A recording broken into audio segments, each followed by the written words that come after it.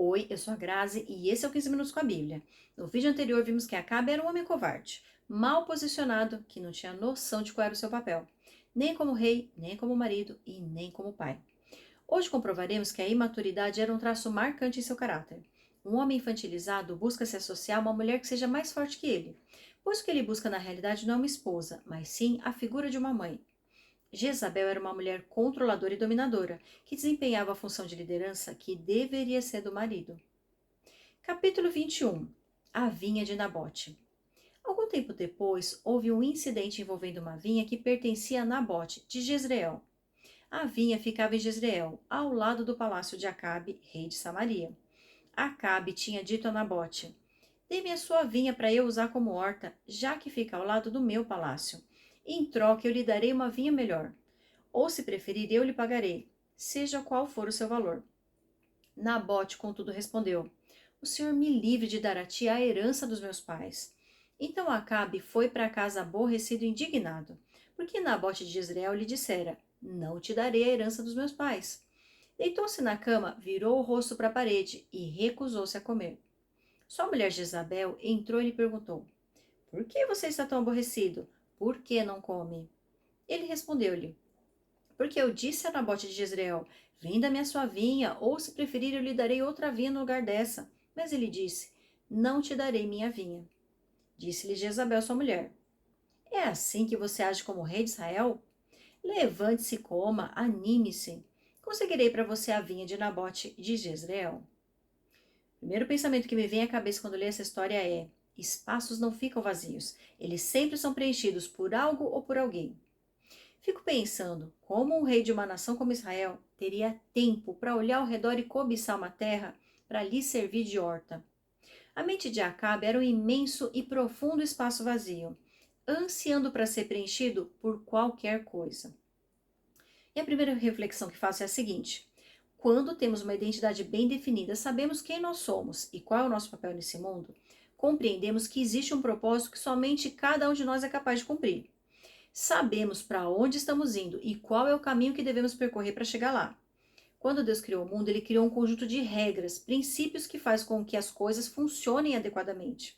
Andar conforme essas regras faz com que tenhamos uma vida de paz, prosperidade e realizações. Mas quando não temos consciência dessa lógica, vagamos pelo mundo em busca de algo que nem sequer sabemos o que é. No caso de Acabe, ele não tinha clareza quanto a nada disso. Por isso permitia que seus pensamentos voassem soltos por aí.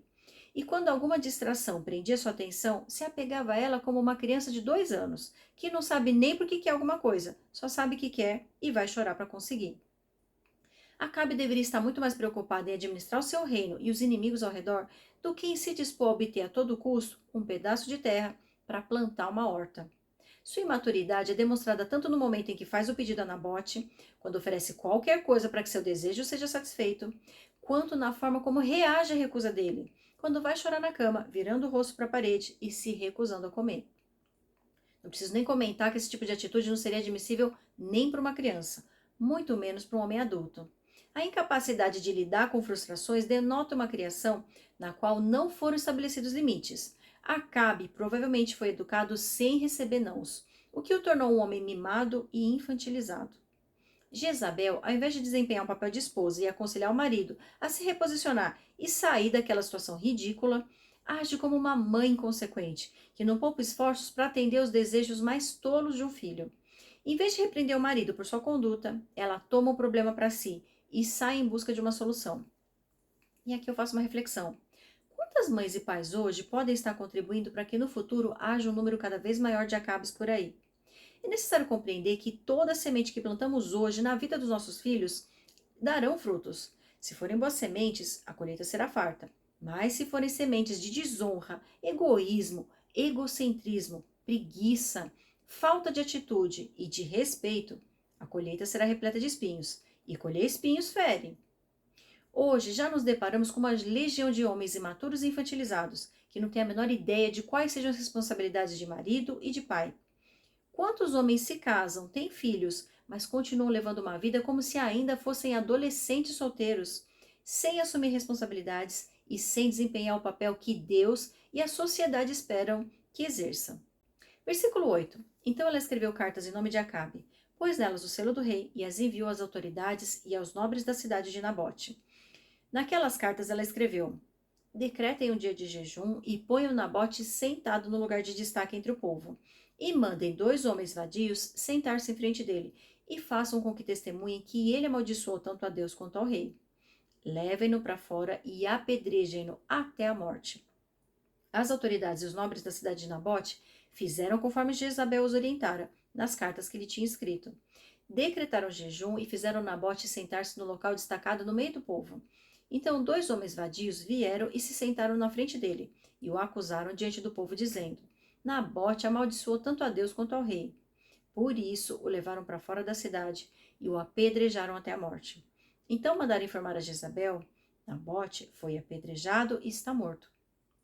Assim que Jezabel soube que Nabote tinha sido apedrejado até a morte, disse a Acabe: levante-se e tome posse da vinha que Nabote de Jezreel recusou-se a vender-lhe. Ele não está mais vivo, está morto. Quando Acabe ouviu que Nabote estava morto, levantou-se e foi tomar posse da vinha. Algumas coisas me chamam a atenção aqui. A primeira é que Jezabel escreve cartas e usa o selo do rei como se fosse ele, ou seja, ela usurpa da autoridade dele para decretar uma execução desnecessária. E a reflexão que faço é a seguinte: uma mulher não deve jamais tentar assumir um lugar que é do homem, e vice-versa. Cada um tem um papel a desempenhar, e tentar usurpar a da função do outro certamente trará consequências indesejadas. Eu nem preciso dizer que ela infringiu um dos mandamentos ao ordenar que prestem falso testemunho contra o próximo. Naquela época, o testemunho de 2 pessoas já era suficiente para considerar uma pessoa culpada.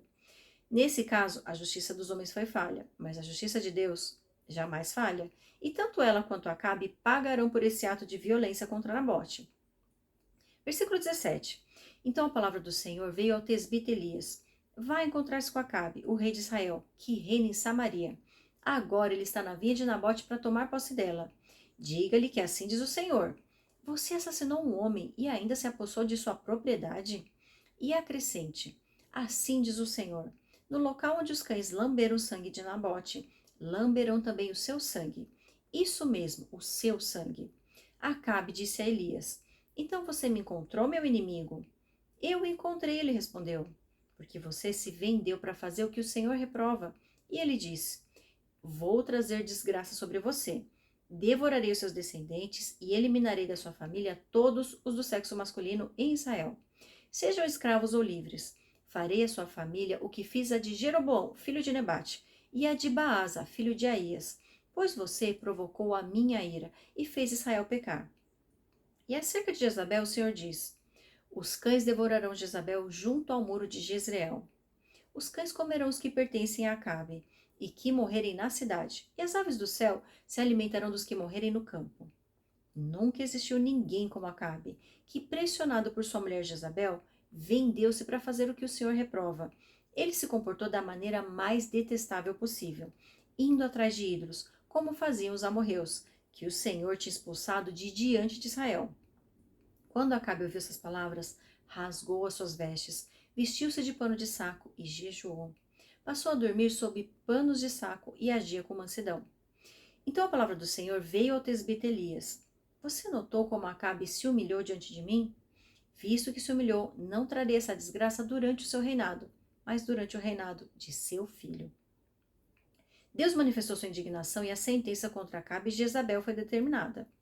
Agora seria apenas uma questão de tempo para que se cumprisse. Um ponto que eu gostaria de comentar é o destaque que a Bíblia dá quanto ao fato de nunca ter existido alguém como Acabe, que, pressionado por sua mulher, vendeu-se para fazer o que o Senhor reprova. E a reflexão que faço é a seguinte: um homem não deve se deixar pressionar e muito menos dominar por sua esposa. A função de liderança e governo dentro de uma família pertence ao homem. Viver em desacordo com esse princípio é considerado por Deus agir da maneira mais detestável possível. E uma última reflexão que eu faço é quanto ao arrependimento de Acabe. Quando exortado por Elias, dessa vez ele percebeu que havia cometido um erro e demonstrou remorso, pois passou a vestir pano de saco e jejuar. Creio que seu arrependimento foi sincero, porque o próprio Senhor apareceu novamente a Elias para dizer que a sentença proferida não seria cumprida em Acabe, mas em seu filho. Deus é capaz de perdoar nossos pecados, por piores que sejam, mas ele não nos isenta das consequências. E como é um Deus geracional, ele pode inclusive fazer com que as consequências dos nossos erros recaiam sobre os nossos filhos e netos. Da mesma forma que podemos abençoar até 1000 gerações se tivermos temor do Senhor e andarmos conforme a sua vontade, também podemos amaldiçoar até a terceira e quarta geração, se andarmos em desobediência. Esse livro já está no fim e no próximo vídeo conheceremos o desfecho do livro de 1 Reis. Eu te espero no capítulo 22.